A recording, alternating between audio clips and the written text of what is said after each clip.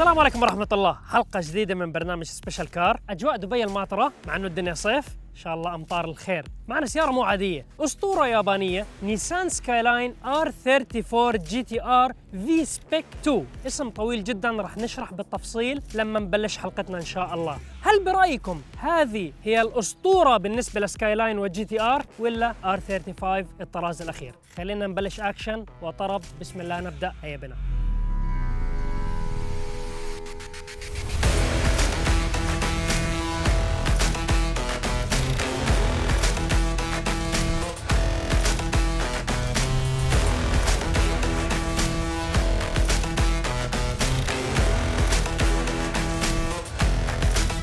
قبل ما نبلش حلقتنا أعطونا تقييمكم للسيارة من 100.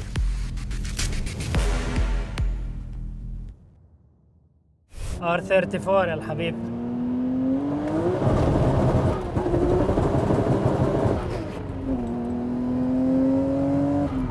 ما شاء الله، وحش صاحي، مو معدل مليون. دائما بسبيشال كار كل السيارات ما شاء الله معدلين.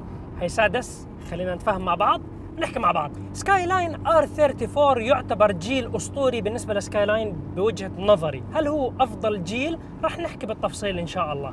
نبلش من وين ولا نبلش من وين؟ من الإنجازات ولا من الفئات المختلفة بهاي السيارة؟ هاي السيارة في لها عدد كبير من الفئات مختلفين، يعني الأسماء والأحرف تتغير، فبتغير كثير أشياء. الفكرة الرئيسية في حقبة التسعينات في اتفاق بين مصنعين اليابان بالكامل، جنتلمان اجريمنت. هذا الاتفاق يهدف الى شيء واحد، اللي هو انه كل المصنعين بدهم يصنعوا سيارات رياضيه ولكن ما يتجاوزوا ال 280 حصان. يعني شو ما يكون نوع السياره رياضيه ما تطلع عن 280 حصان. يعني نحكي بشكل سريع: سكايلاين، سوبارو امبريزا STI، ايفو، هوندا NSX، شو ما بدك سيارات يابانيه تسمي سمي، RX-7. كل هدول الاساطير اليابانيه بحقبه التسعينات لاول الالفينات كلهم بال 280 حصان. هاي السياره المعنى لليوم سكايلاين R34 V Spec 2. الفكره الرئيسيه هتطلع من المصنع 280 حصان. هلا لما نيجي نحكي نيسان سكايلاين V Spec يعني عليها الايروديناميك كت، السبويلر، الهوائيات اللي قدام، هاي السبويلرات الحواف الصغيره مشان تحسين الديناميكيه الهوائيه. فهذا معنى الفي سبيك. الفي سبيك 1 من هاي النسخه كان اصدار حصري فقط 45 سياره بالعالم. شو بيختلف عن النسخ العاديه؟ انه ما بيكون عليه لا مكيف ولا شاشه ولا مساحه خلفيه، تخفيف وزن قدر الاستطاعه. يعني اللي بده ياخذ هاي السياره بده يروح فيها على الحلبات مشان يسوق يعطيها اكشن. هاي في سبيك 2 من ناحيه الشكل شكلها مو عادي. هاي السيارة عليها غطاء محرك نزمو، الصادم الأمامي نزمو، الجنحان الأمامية نزمو، هدول كلهم سعرهم مبالغ مهولة. جنوط السيارة نزمو.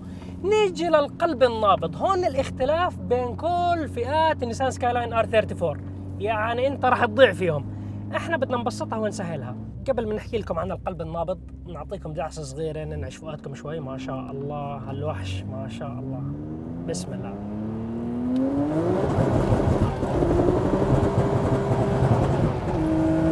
ما شاء الله، ما شاء الله. السيارة المعنى لليوم قوتها بدل 280 حصان 557 حصان على الانجن مش على الويل. في سيارات اقوى منها بكثير. احنا هاي السيارة صاحب السيارة بده اياها ما تكون صاروخ، بده اياها يسوقها يستمتع فيها ينبسط ينطرب وباقل خرابات ممكنة. فاحنا بنعرف كلياتنا السيارات كل ما زدت الهورس باور عادي تخرب، ينكسر الجير، ينكسر الديفرنشال. فرجال على 557 حصان سوق استمتع انطرب ان شاء الله ما بصير اي مشكله بالسياره. شو الاصدار تاع هاي السياره؟ هاي السياره في سبيك 2 بيكون عليها محرك RB26. RB26 محرك اسطوري مش عادي، يعتبر يعني استثنائي من الحقبه تاعته. لحد يومنا هذا انا بشوفه اسطوري. البلوك تاع السياره بالاساس من الحديد، الهيد تاع المحرك من الالمنيوم. فالبلوك تاع السياره بيستحمل تزويد وتعديل. بس اعطيه افتح له بوست وروح برمج صح وبترول صح امورك طيبه. هلا هاي النسخه محركها S1. شو يعني S1؟ بيجي الهيد رأس المحرك بالكامل بكون مختلف، تعديل نزمه أصلي من الشركة، وبكونوا الكمشفتات تاعونها معدلين. الاس 2 شو بيختلف؟ انه الكمشفت عياره اقوى، هذا الاختلاف الرسمي، فبكون عياره يعني زي سيارة، يعني مو سيارة شارع، سيارة سباق على الخفيف. كلياتكم بتعشقوا الاس 2، ليش؟ المحرك تاعه باللون الاحمر، كلياتكم عارفينه هذا المحرك الاسطوري، فهذا المحرك عبارة عن محرك جبار. حتى الاس 1 على السيارات يعتبر ممتاز. الجدير بالذكر انه محرك نيسان سكايلاين R34 RB26 سعة 2600 سي سي ستريت 6 سلندر بشكل خطي، ودائما بيطلع من الوكالة توين تيربو. هاي السيارة شو عليها تعديلات وتزويدات؟ عليها فول اكزوست سيستم بالكامل، عليها انتركولر بمقدمة السيارة اللي ببرد الهواء من التيربو قبل ما يدخل على غرفة الاحتراق، تعديل نزمه أيضا. السيارة عليها نظام فيول بالكامل معدل، ترمبة بترول معدلة بالخلف. البخاخات تاعت السيارة 1300 سي سي، فيعني كمية البترول جوا غرفة الاحتراق كثير عالي. نعطيكم دوسة مع انه الدنيا مطر، بس يلا ان شاء الله الامور طيبة.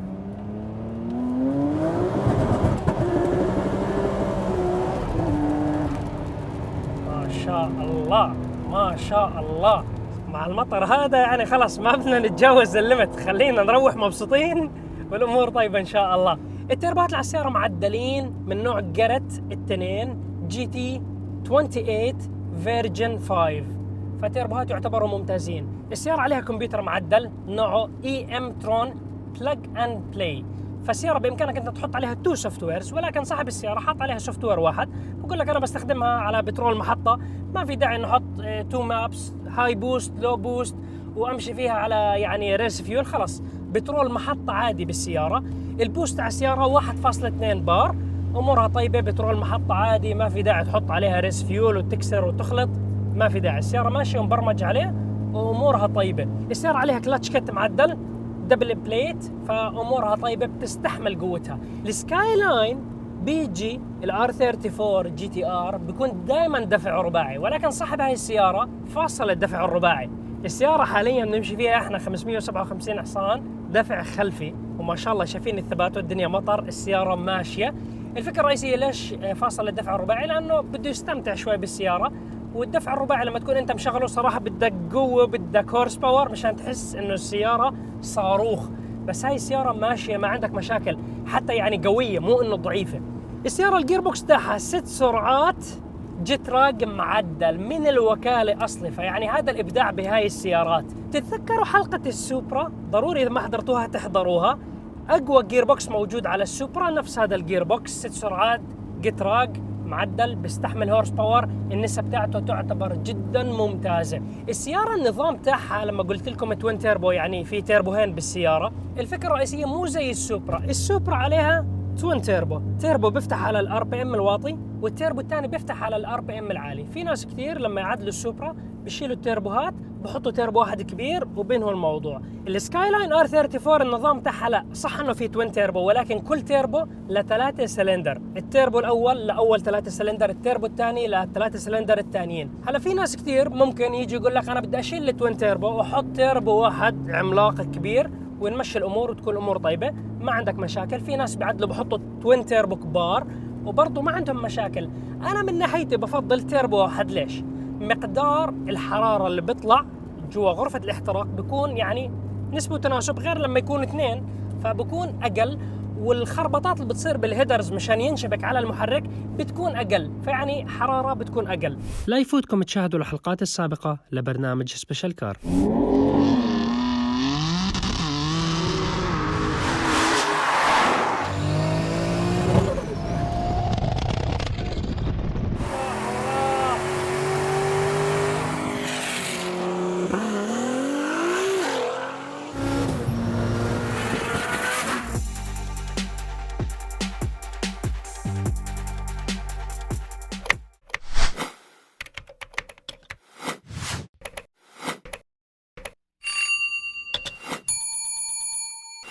الانتيك مانيفولت تاع السياره بالكامل معدل من نزمه. سسبنشن السياره، مصات الصدمات تعديل شركه اولينز كويل اوفر سسبنشن. ترفع السياره، بتوطي السياره، وبتقدر تفتح كامبر للعجلات الاماميه. يعني بتحب تدخل حلبات اكشن لازم تفتح كامبر. دراج ريس ما تفتح كامبر، يكونوا مستقيمين مشان يعطوك اكبر مقاومه ارضيه على الاسفلت ويخلوا السياره تمشي سيدان. هاي الشاشة اللي بالنص هاي شاشة أصلية من الشركة، تيجي على سكاي لاين R34، فيها كل المعلومات، بوست، الثروتل، البخاخات، حرارة الزيت، حرارة الإكزوست، كل المعلومات تحت السيارة موجودة هون.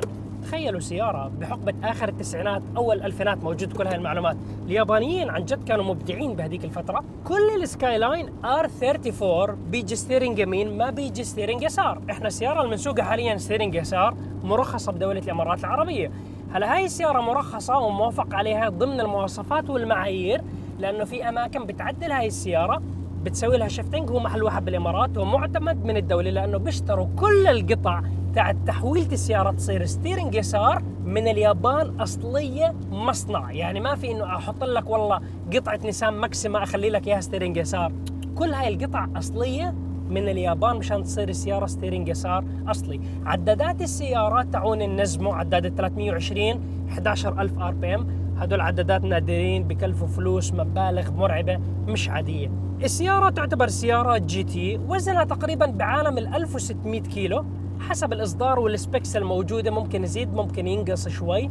كأرقام تسارع من الشركة، سرعتها القصوى 250 وتسارعها من 0 إلى 100 بعالم أول ال5 ثواني. السيارة مو صغيرة، فيعني بس هي كتعديل انسى الموضوع، بتصير صاروخ، تدخل عالم ال3 ثواني ما عندك مشاكل.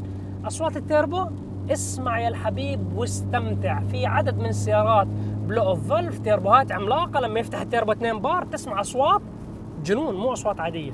طبعا السيارة عليها روديترات معدلة بالكامل، حجمهم عملاق مشان تقدر تسوق السيارة بالصيف بالشتاء متى ما بدك، ما عندك مشاكل مع الحرارة نهائيا.